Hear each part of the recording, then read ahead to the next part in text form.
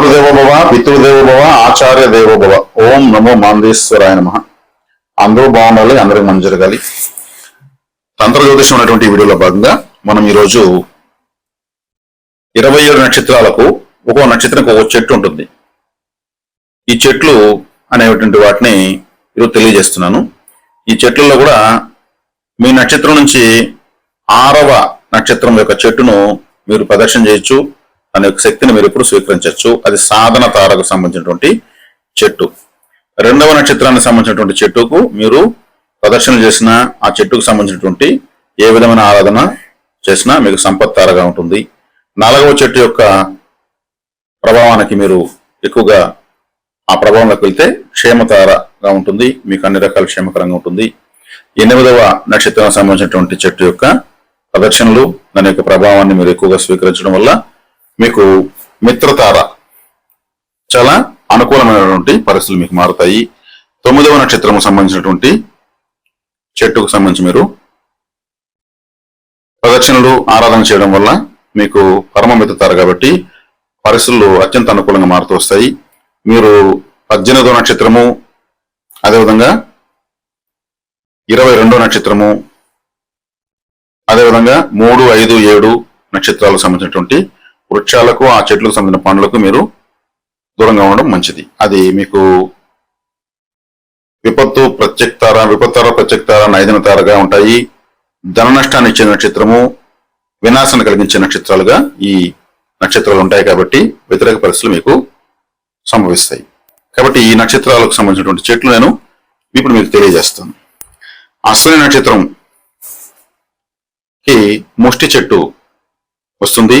భరణి నక్షత్రానికి ఉసిరి చెట్టు, కృత్తిక నక్షత్రానికి మేడి చెట్టు, అదేవిధంగా రోహిణి నక్షత్రానికి నేరేడు చెట్టు, మృగశిర నక్షత్రానికి కరంగాలి వృక్షం. కరంగాలి వృక్షం అంత అనుకూలంగా మీకు దొరకదు కాబట్టి కరంగాలి సంబంధించినటువంటి మాలను ధరించడం ఉత్తమం. అది ఎవరు?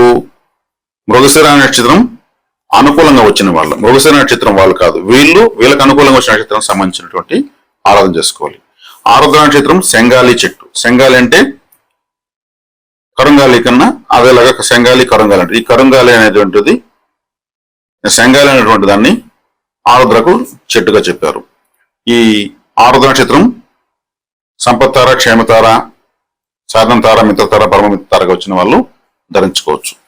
పునర్వసు నక్షత్రము వెదురు చెట్టు, పుష్యమి నక్షత్రం రావి చెట్టు, ఆశ్లేష నక్షత్రం తాటి చెట్టు, మకా నక్షత్రం మర్రి చెట్టు, పుబ్బా నక్షత్రం పనస చెట్టు, ఉత్తర నక్షత్రం గన్నేరు చెట్టు, హస్త నక్షత్రం తుమ్మ చెట్టు, చిత్తా నక్షత్రం మారేడు అంటే బిల్వ వృక్షం, స్వాతి నక్షత్రం తెల్ల మద్ది చెట్టు, విశాఖ నక్షత్రం కిచ్చిలి చెట్టు అంటే మన సీనికాయలాగా ఉంటాయి.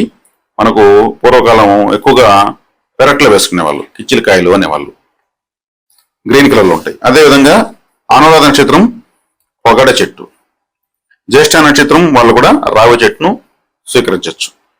మూల నక్షత్రం మామిడి చెట్టు, పూర్వాష నక్షత్రం జమ్మి చెట్టు, ఉత్తరాష నక్షత్రం కూడా పనస చెట్టు తీసుకోవచ్చు. శ్రవణ నక్షత్రం జిల్లేడు చెట్టు, ధనిష్ట నక్షత్రం జమ్మి చెట్టు, శతభిష నక్షత్రం కదంబ చెట్టు, పూర్వభాద్ర కూడా మామిడి చెట్టు వస్తుంది, ఉత్తరాభాద్ర వేప చెట్టు, రేవతి నక్షత్రం విప్పమాను. ఇవి నక్షత్రాలకు సంబంధించినటువంటి వృక్షాలుగా మనం స్వీకరించవచ్చు. ఈ నక్షత్రాలు మీకు చెప్పాను. మీరు 2, 4, 6, 8, 9 సంబంధించినటువంటి వృక్షాలకు మీరు చక్కగా ఆరాధనలకు వెళ్ళొచ్చు. 13వ నక్షత్రానికి సంబంధించిన చెట్టుకి వెళ్ళొచ్చు. 15వ నక్షత్రానికి సంబంధించిన చెట్టుకి మీరు ఆరాధించవచ్చు.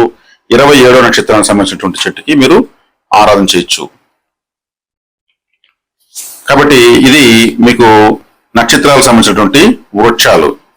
కాబట్టి మీరు 27 నక్షత్రాలకు సంబంధించిన వివరం చెప్పాను కాబట్టి 1-2 సార్లు విని చక్కగా మీరు ఆ యొక్క ఆరాధనలకు వెళ్తే మంచి ఆ చెట్ల నుంచి వచ్చే వైబ్రేషన్ మీకు వాటిని ప్రదర్శన చేయడం వల్ల మీకు కలుగుతుంది, పాజిటివ్ వైబ్రేషన్స్ మీకు కలుగుతాయి. కాబట్టి చక్కగా మీరు దీన్ని తెలుసుకొని ఆ యొక్క ప్రయోజనాన్ని పొందుతారని ఆశిస్తున్నాను. ఈ చెట్లు కూడా ఒక చెట్టు ఒక దేవత లాంటిదే.